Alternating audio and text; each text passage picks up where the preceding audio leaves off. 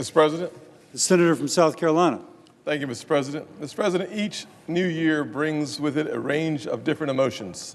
We look back on what we've accomplished in the last year, what we hope to achieve in the year to come, and think of ways we can better ourselves. Some of our objectives may include eating just a little less. For me, that means eating a little less sour cream pound cake or sweet potato pie, which is something that I can completely control, and I'm trying. As a nation, though, we need to look at some goals for the new year that will help us to move forward together. Goals that may be a little tougher and require all of us to work together. And while we may have some uncomfortable conversations, and we will, we must recognize that at the end of the day, we are family, both inside our homes and as Americans, in the land of the free and the home of the brave. As we look to 2019, I am hopeful that we can take 3 lessons and carry them forward. Those that have followed me know that I have focused my time in the Senate on an opportunity agenda, an agenda that focuses on helping people rise from poverty in distressed communities, helping folks who are living paycheck to paycheck experience the greatness that is, in fact, the American dream. And I will continue to focus on those issues in 2019. But you will also hear from me in 2019 what I believe are some missing keys to American progress. Those keys are civility, fairness, and opportunity. So when you're having dinner and a family member tries to tell you that the reigning Super Bowl champions, Philadelphia Eagles, lucky, of course, to be in the playoffs at all, are in fact the best football team in America, we all know the truth. It's America's team, the Dallas Cowboys. And you will have a discussion with your family friend who believes otherwise. And I hope that you will disagree strongly, that you will argue with facts, history, whether that's history of Roger Staubach or Troy Aikman or Emmitt Smith or Tony Dorsett or Too Tall Jones. And you'll argue that with history and with passion. But you know, at the end of the day, your crazy uncle is still your crazy uncle. You'll see each other next weekend, you'll hug, and you'll start the same fight all over again. But you see, what you've done here is you've agreed to disagree without being disagreeable.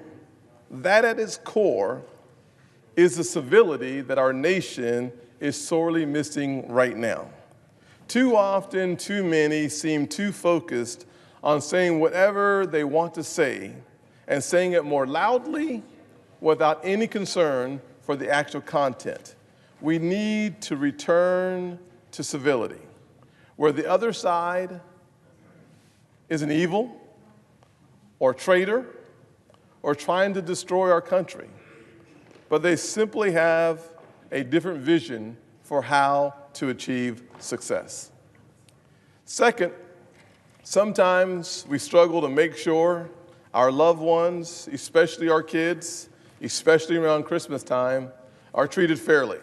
And so as they open the presents, we want to make sure that everyone has a chance to play with everything.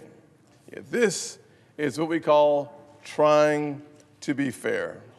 As parents, or in my case, as the giver of cool gifts, we want to make sure that the kids are being fair with their siblings as they play with the new toys. There's something in each and every one of us that yearns for fairness. But too often, when we leave the comfort of those mornings, we tend to want more for ourselves than we want for others. We want people to treat us in a way that gives us the benefit of doubt, but sometimes we don't want to give it in return. Being fair means first seeking to understand before being understood. And finally, opportunity. I want to look back at a tradition, a Christmas tradition in my hometown of North Charleston.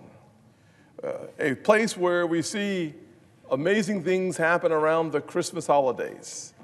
We see police officers and firefighters and community volunteers coming together about 6 a.m. on Christmas morning to go knock on doors where they know definitively there are kids without Christmas trees, much less Christmas presents.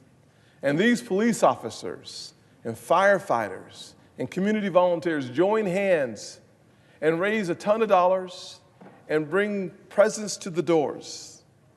Anyone who has experienced this, as I have, cannot fully describe the joy on a child's face, the emotion and the tears of happiness for someone who didn't expect a single day, a single thing for the holidays. Because opportunity is just not about ourselves and our families.